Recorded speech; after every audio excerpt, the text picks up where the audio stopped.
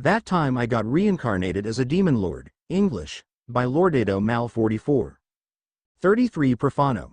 P2 An anxious feeling rose within me, but I stayed calm as I walked toward the Tempest house. I could have run towards the house, maybe even using my speed boost magic to get there faster, but I felt like that wasn't the best option. The feeling of uselessness prevented me from going any faster. Over the course of a few days I watched as Rimuru learned all my spells with more than absurd speed, making all my effort and my extra skill, wizard, seem little less than a joke. That's talent. Of course, Rimuru still has an excellent skill that helped him, that's obvious just by looking at it, although I'm not so sure to what extent that skill helped him. But to do what I've seen him do sometimes, it couldn't just be a skill. Rimuru, himself, is a phenomenal individual. The kind of individual who would make the impossible possible, if only for the ones he loves. And that's why I don't want to be there when Shizu. I don't know what exactly prompted the connection between these two. That sentence that Rimuru said. I'm not sure if it was a coincidence, the fact that Rimuru had said an original sentence from Dragon Quest, a game I beat in a week, but that awakened something inside Shizu, so I imagine she also played. At that moment, strange as it may seem, it was like a flame ignited between the two. It pissed me off a bit, maybe because of the questions that crept up on me, questions that weren't answered, but none of that really matters right now. Rimuru doesn't want to see Shizu die. That's something I can tell just by his tone of voice in the message. Rimuru is as determined that she survives as he is determined to be a demon lord. And I know that, even if he is weak, even if this weakness of his had to last due to his race, Rimuru will achieve this power. But being a demon lord and having the power to raise the dead, those are two very different things. They are on totally different levels. Shizu will die. This is a fact.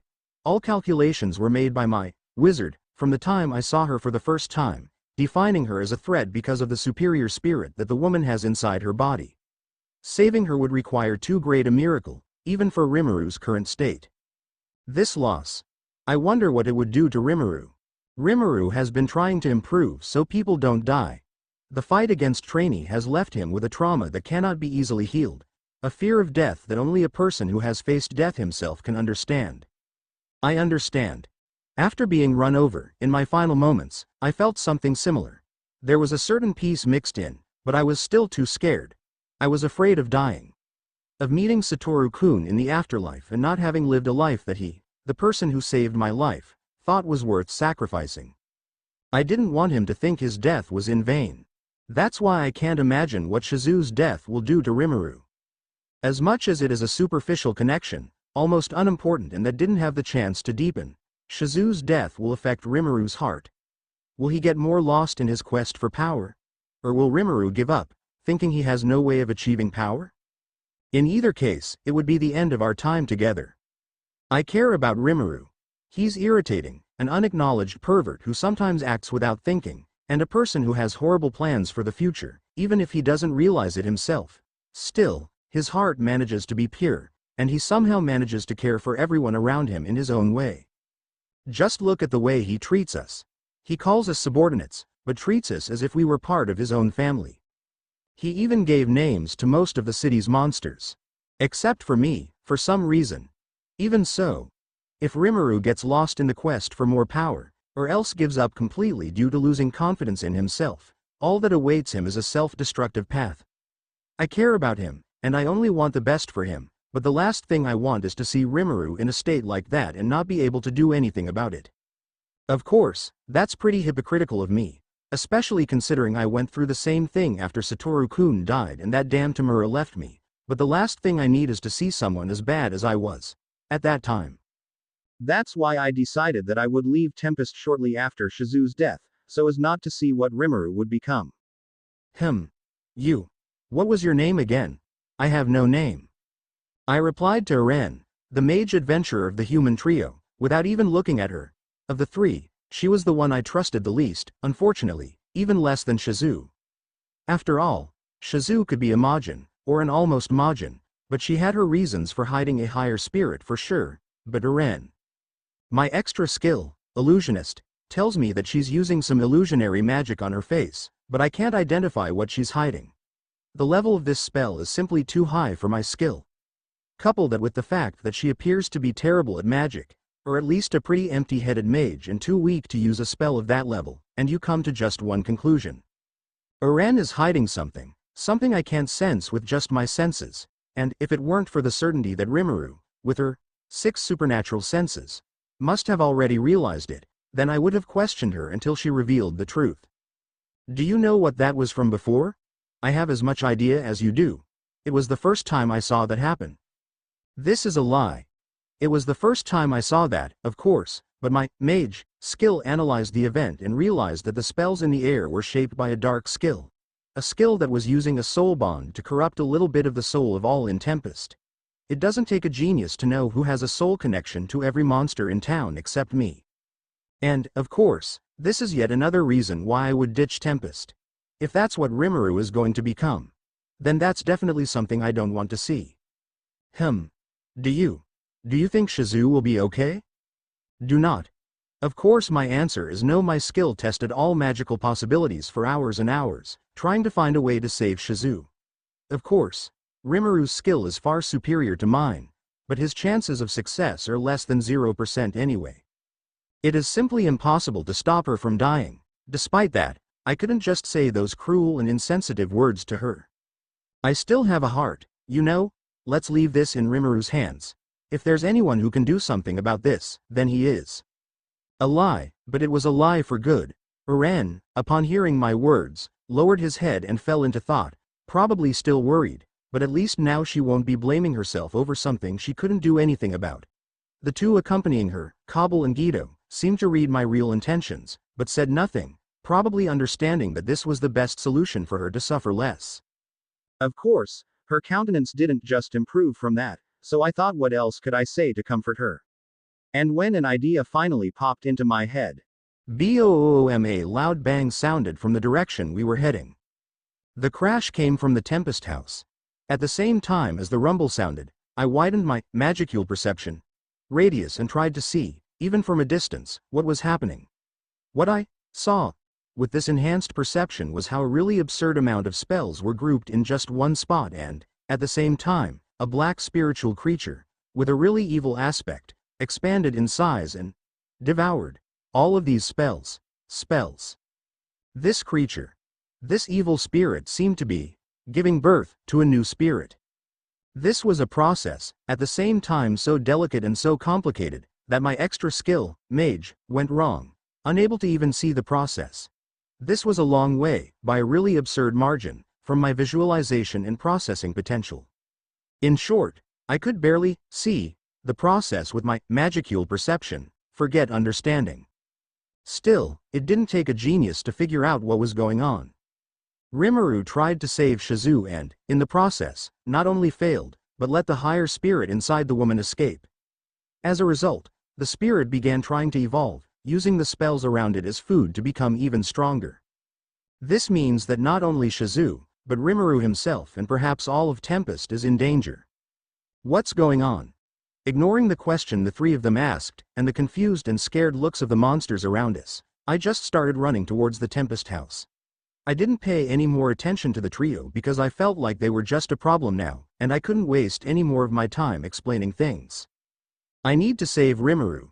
With that in mind, I automatically activated my unique skill, Magic Reactor, activating the reserve of spells I had stored away, and used a double combination of wind and body reinforcement magic to move the air around me, allowing me to run faster.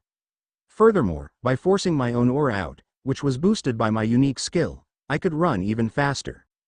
The trio, who had tried to follow me, fell behind as 10 steps of theirs started to match a single step of mine, but I couldn't pay any less attention to them than I was doing now. Without thinking twice, countless of the countermeasures that I created in case I had to fight trainee alongside Rimuru came to my mind, countermeasures that I never had the real opportunity to test because my skill had not yet processed all of them. Despite this, I knew what I could do, so I started to act. I ignored when the roof of the house exploded, I ignored the things that came out of the house and went into the forest, I ignored everything and just concentrated on running towards the Tempest house. The other things could be taken care of later, but I had to save Rimuru's life now. The higher spirit forming was growing even more and would soon reach a level where I couldn't defeat it. Without thinking twice, before even getting close, I activated one of the countermeasures I had created and created a wave of spells. This wave had been created for the sole purpose of interfering with the spirit, and while it couldn't disrupt a creature that powerful and could do this kind of process with ease, it sure could disrupt the process it was doing enough to give me time to get home. And then, at the same time as the interference waves reached the evil spirit, I broke the wall of Rimuru's room, opening a hole to the inside. I heard the sound of something doing crack. Something broke, or maybe it just cracked, I wasn't sure, but I knew it wasn't coming from the wall, it was from the spirit. But I ignored it. No, ignore is the wrong word. I didn't ignore that spirit. The last thing I could do right now was ignore that spirit. As soon as I got there, seeing the situation for myself, it was as if, somehow, all the information about what was going on was coming to me. And as much as I shouldn't have been able to process what was going on inside the room, I felt like everything had been explained. A miracle had occurred. What happened? After all, what? The trio had caught up with me. To be honest, I wasn't sure how long it took them to do this. I don't know how far apart we were. I just know that since I've just been standing here, looking into the room, they managed to reach me. And even though they had their own questions, the moment they saw what I saw they were silent too, just as surprised as I was. Inside the room, a large cocoon of darkness, a cocoon that looked like a black flame and that seemed to devour the light instead of illuminating it, was the first thing seen when someone looked into the room. The flame, the evil spirit I had seen before and which I had failed to recognize the identity of, I understood who he was as soon as I saw him in person. Rimuru. That was Rimuru's body, at least his astral body, which had left his small slime physical body was standing on the ground. And floating inside that body it was perfection. With skin so white and immaculate that one would doubt it was possible, a beautiful woman, completely stripped of her clothes, was floating in Rimuru's astral body. Still, although everyone who saw her, then and now, could recognize her, there was no doubt that she was no longer the same. That's because she wasn't a human. Her skin and the shape of her body seemed to be the first proof of this, carrying a beauty that anyone in their right mind would doubt was real.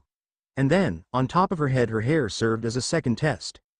Her color varied from root to tip, like the colors of a flame changing with oxygen, and her hair shimmered non-stop. Also on top of her head were two small horns, each protruding from the sides of her forehead, and curved in a small upward curve. Her beauty was such that it hypnotized everyone who saw her, and even I was both attracted and repelled by her all at the same time. Of course, that's not the worst part. The worst part is that my extra skill, wizard, couldn't measure her spell count. The only thing he noticed was that, despite the fact that she had far more magic than I could store inside, this woman had her magic reserves growing even more by the moment. It was like a goddess descending to earth. It was like the birth of a goddess. And then, such a creature, this woman of unimaginable power, Shizu, opened your eyes. The sclera, deep red as blood, paled before her bright gold pupils. Her eyes were the very embodiment of flames. And those eyes, now open, stared at everything around her, first seeing the room and the cocoon of darkness she was in without focus, and then focusing on the four of us. No, now there are more people, who were looking at her, totally mesmerized.